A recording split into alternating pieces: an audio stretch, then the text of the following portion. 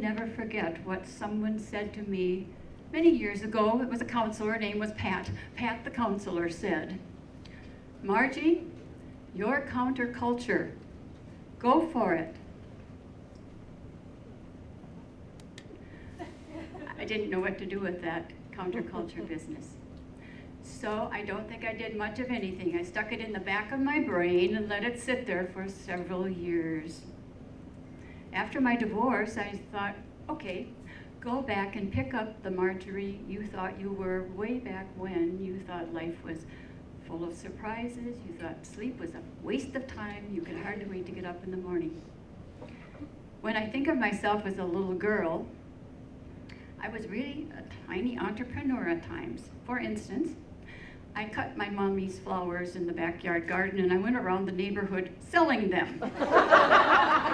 I thought it was great. She didn't think that was all that wonderful. And she had me in bangs. Really didn't like the bangs. I mean, I really didn't like the bangs. So I got a pair of scissors, hid under the dining room table, and I cut the suckers off. That wasn't quite so cool. I lost some of that assertiveness as I got older. It happens. So here we are, January 2020. What are we going to do with it? Many of us have New Year's resolutions in place, and we know that by the end of February they'll be a distant memory, at least some of them. So I have a recipe for 2020 I'd like to share. You can change it as you like. The recipe is real simple, 2 words, just be. Just be. We give up so much of our unique selves so that people will like us. Nice to be liked. It's important to be liked. It's normal and natural. What's not normal really is to think that we have to act in a certain way, even if it doesn't fit us, so people will like us. I'm too fat, I'm too skinny, I'm too tall, I'm too short, I'm too old, I'm too young, I'm just not enough. I liked school. I often knew the answer to the questions. Would I raise my hand to answer? Oh no, might stand out, couldn't do that. That wouldn't work. Because I liked school, I was on a roll right through college, or so I thought. In college, my majors were English and music, performance, piano, and voice with a minor in French. Sounds great, but as I told friends recently, really, my majors were more like martinis and bridge. Yes, I did a fair amount of partying, could have paid a little more attention to the books. And there was a bridge game going in the student union at all times. Somebody'd get up and go to class, the person would sit down and the game would go on all the time. I fit in. My recipe for 2020 begins with an ingredient that says, don't fit in. Don't work too hard at fitting in. Don't worry about what people think of you, because they seldom do. They are looking at themselves. After college was the first time that really I was faced with making a decision on what I was going to do. As an adult, I think I didn't know what to do. I got scared. I got scared of life. Nobody ever asked me what I wanted to do when I grew up. I was a girl, you know, we didn't have to do that. So I did what I thought was acceptable. I did what I thought the world asked me to do. I thought I had family pressure, although looking back on it, I'm not even sure that was the case, except for one exception. I got my MRS degree, I got married, and for the next 43 years, Margie put herself on the shelf, emphasis on put herself on the shelf, to take care of everybody else around her. That's fine, it didn't have to be quite so drastic. I spent a good deal of time taking care of my husband's personal, professional life, and taking care of my 2 beautiful daughters. They were worth it. I have to say that because they're here tonight. They are worth it. Oh, yes. Well, really, I settled. Don't settle for hamburger helper if you can have filet mignon. If you put a small value on yourself, for heaven's sakes, do not expect anyone to up the price. If we're lucky, our legacy will be a lifetime in the making. So take the risk, look inside yourself, see who you really are, and make sure that you live that. My second ingredient in the Just Be is do your best. I think we can agree that I could have spent more time paying attention to class if Martini and Bridge didn't really do a whole lot to prepare me for life. Our best varies. A daughter said to me a while back, "You know, Mom, everything doesn't have to be an A. Sometimes a C will do. Just get the goddamn job done." Well, I agree with that.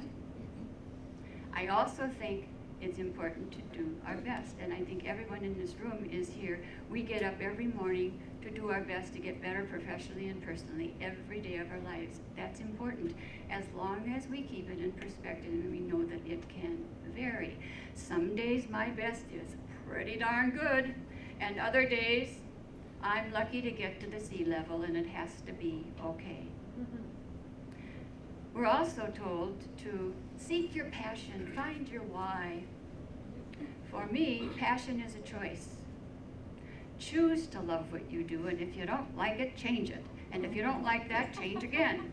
Who cares? Just find something that you like to do.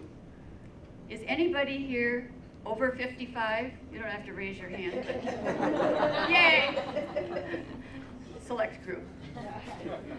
Yes, I entered law school at age 55. I was still involved in my unhappy marriage. The girls were now out of the nest, and I really needed to do something. And as Jeff said in my introduction, yes, I said to myself, you know, if I had it to over again, I'd go to law school. And the more I thought about that, the dumber that sounded. I also knew that if I just floated along through life, I would get old and bitter and regret not having taken something of a chance. So I went to Wither Mitchell, the night school, because I figured I'd at least have somebody to talk to, some people coming back older for their second careers. My best friends turned out to be my daughter's age. It worked just fine. I didn't have to worry about it. I had the joy and the honor of being a part of Law Review. It was just great. I'm going to mention something that somebody said I shouldn't do, but I'm going to anyhow. A friend told another friend, and then it got back to me and it shouldn't have. She said, "Who's going to hire her?" Well, I'm mentioning it because I realized it was more about that person than it was about me. However, I also knew that she wasn't the only one thinking that. There were many people around me who were thinking, what does she think she's doing? But I couldn't listen to those kinds of things. So it worked okay.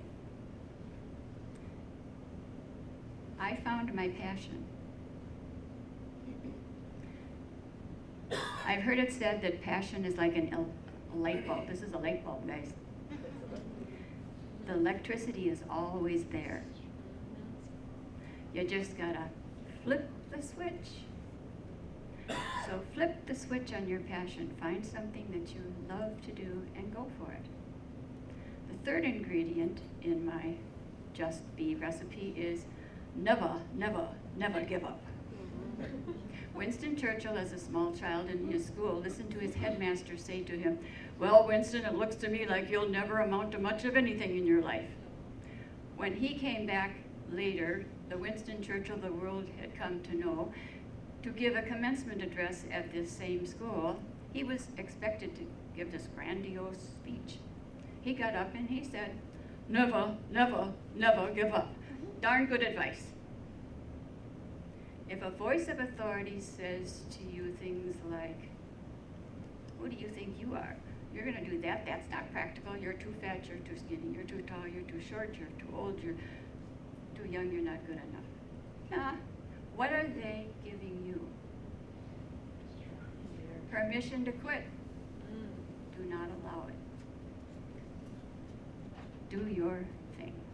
I'll have to say, I get angry when I hear people say, well, you know, my parents are in their 70s and they can't do this and they can't do that. We have to watch out for this, we have to watch out for that. I see older people giving up and getting really passive, kind of at a certain age, that like society is expecting them to just go home and sit in the chair. I'm here to say, getting older is just fine. Don't let it scare you. It's just fine, as long as you keep living. I'm gonna be 40, oh boy, 50, get out the black balloons, have a party. Well, fine, do that, but do not let society tell you you can't live as long as you live.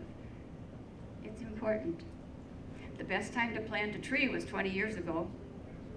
Second best time? Now. Winston Churchill, there he is again, age 63, wrote the history of the English-speaking people in 4 volumes. At age 89, Arthur Rubinstein, a wonderful pianist, gave this beautiful recital in Carnegie Hall. And we know about Grandma Moses, who at age 100 was still painting and getting paid for it. So suck in your stomach and go for it. And now, I would like us to launch ourselves into 2020 right here, right now. So this is going to be kind of tricky. I'm going to put down this, and I'm going to ask all of us to stand. Stand as you are able, please. Okay, Amy's going to hold this. Come on over here. Oh, you can't see me way back there. I want you to lift up. I'm short, guys. Put your hands up over your heads and stretch into 2020 as high as you can. Take a deep breath way down to your diaphragm. Feel that stretch into 2020. And now, without conking your neighbor, I want you to spread out your hands to the side until your arms rest on your waist. Your waist. Got it? This is your assertive position for 2020, guys. I want you to just be. Don't fit in. Do your best. And never, never, never give up. I see trees of green, red roses too. They're only saying, I love you. And I say to myself, what a wonderful world. Your counterculture. Go for it. My heart's so cold.